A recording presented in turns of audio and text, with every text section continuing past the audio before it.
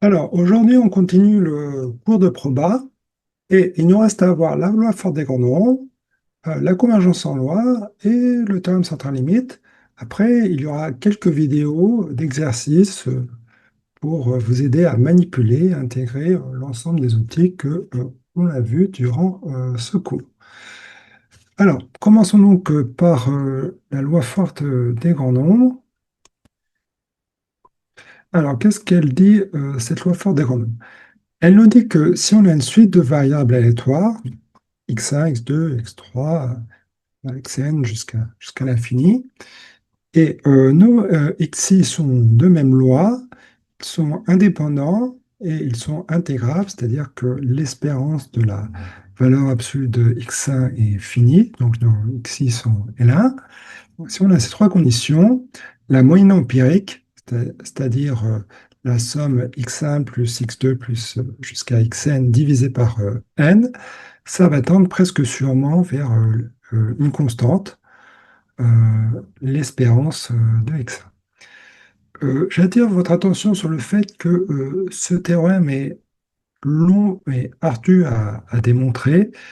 C'est tellement long que probablement vous ne pouvez pas le présenter en développement, sauf à admettre un grand nombre de lemmes.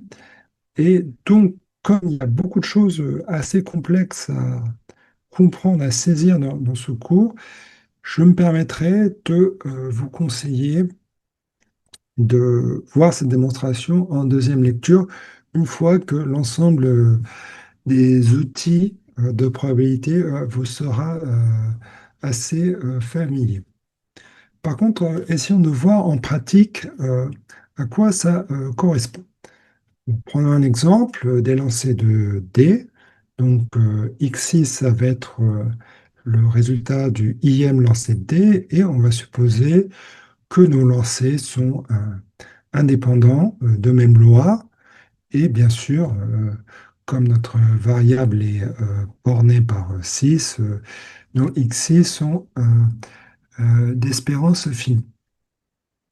À ce moment-là, le théorème de la loi forte des grands nombres nous dit que la proportion de 6 qui vont apparaître, c'est-à-dire que si je regarde 1000 lancers, 10 000 lancers, 100 000 lancers, la proportion de résultats qui vont donner 6, ça va converger petit à petit vers un sixième à fur et à mesure que n tend vers l'infini.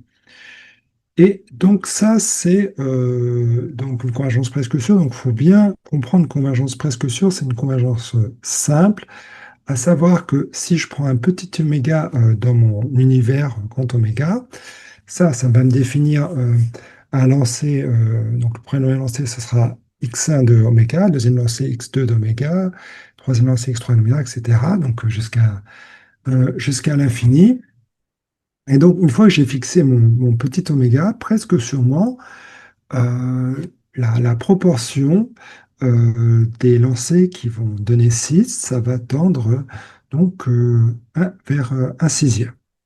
Alors, suivant le petit oméga que j'ai choisi, ça va tendre plus ou moins rapidement, mais à oméga fixé, ça va presque toujours tendre vers un sixième. Alors, ça ne veut pas dire que ça tend toujours vers un sixième, puisque c'est presque sûr, et en particulier, je peux tout à fait imaginer un petit oméga tel que x1 de oméga égale 1, x2 de oméga égale 1, x3 de oméga égale 1, etc.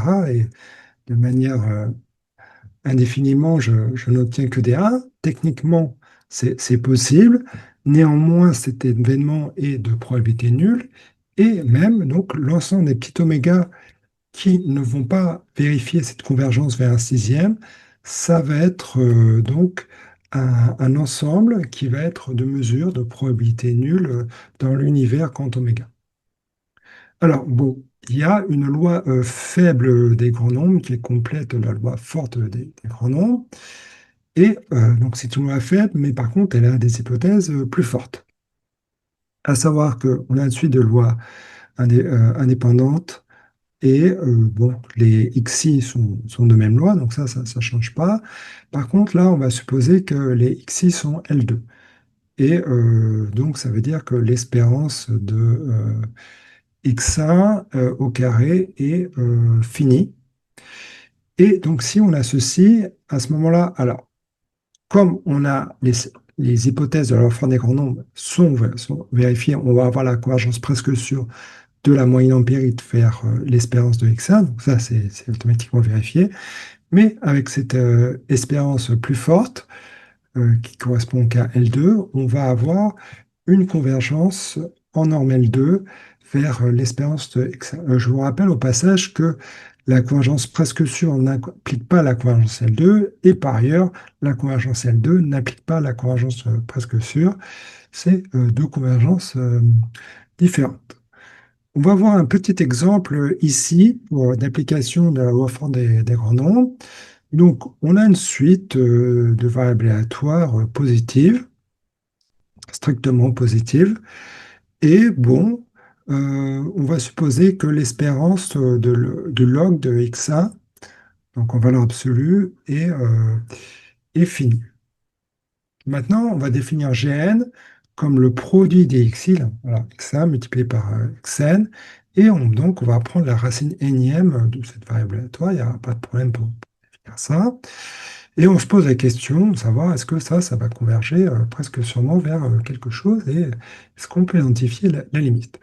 Alors là, bon, clairement, il faut utiliser la loi forte des grands nombres, mais on a un produit, donc comment est-ce qu'on fait pour transformer un produit en une somme et appliquer notre théorème?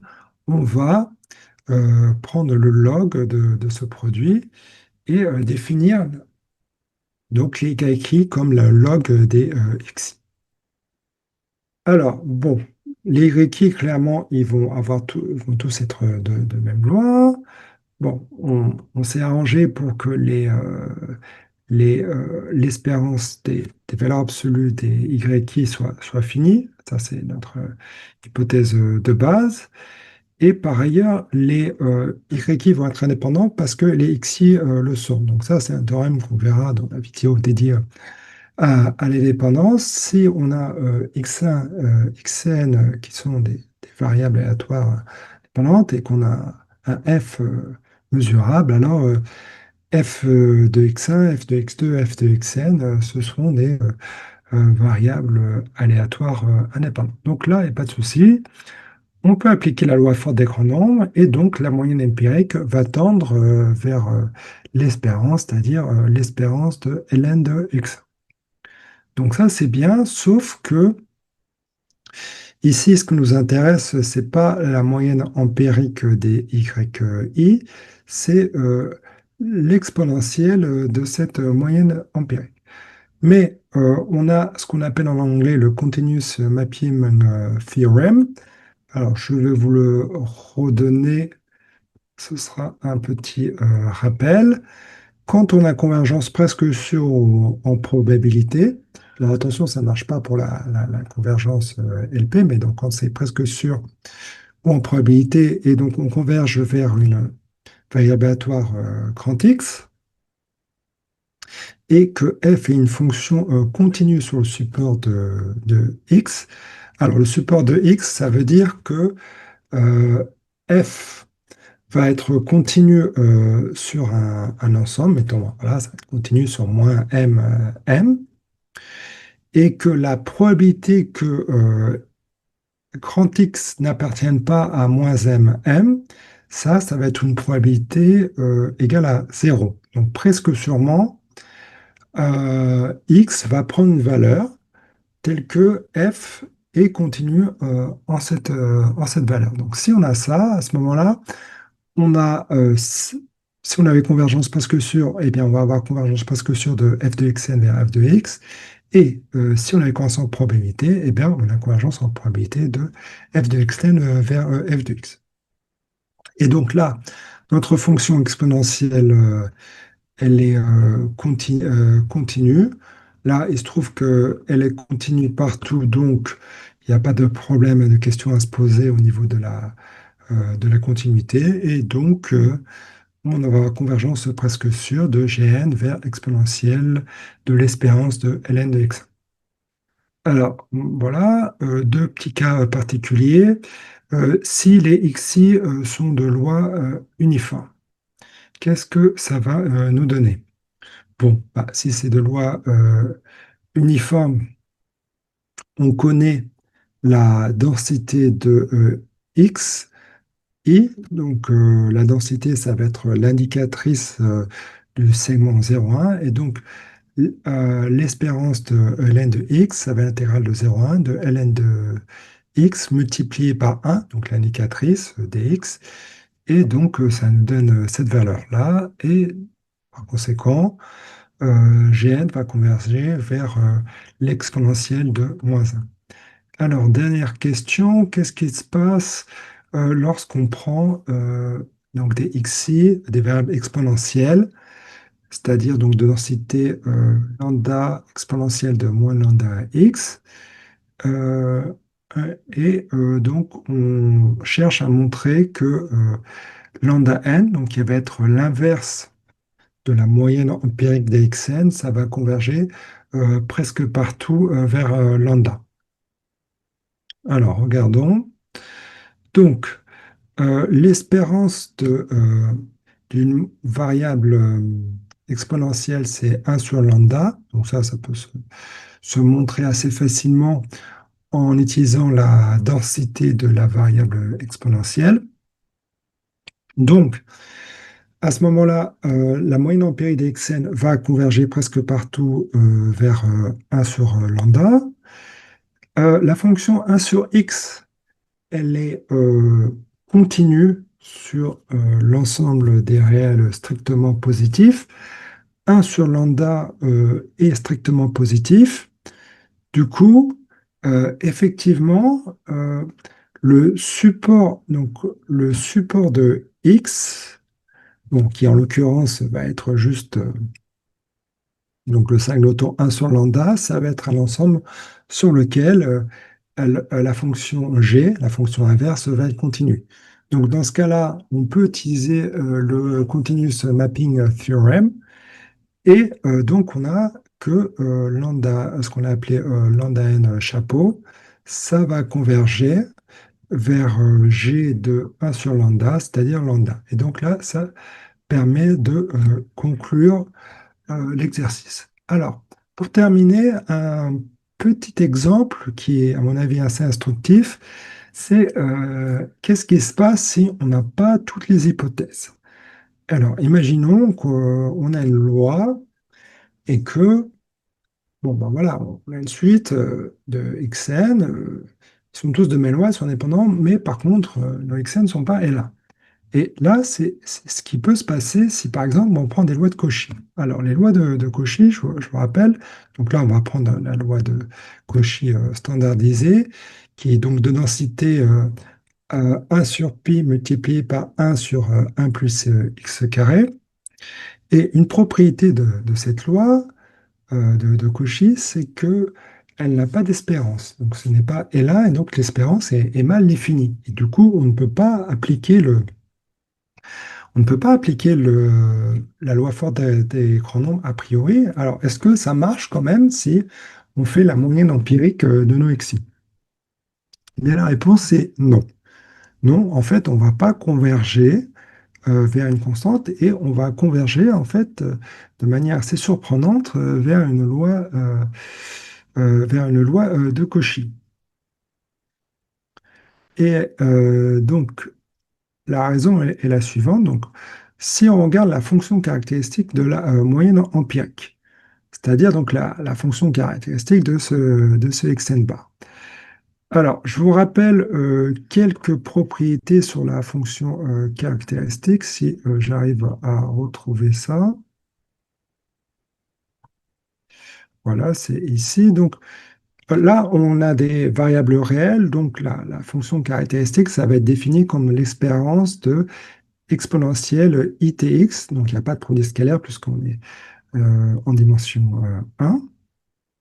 Et donc notre x, la moyenne empirique. Donc c'est donc x1 plus x2 plus xn divisé par n. Alors déjà, le n, au lieu de diviser euh, cette somme-là, le n, on va pouvoir le passer à gauche et dire que simplement, ben là, on a t sur n, très bien.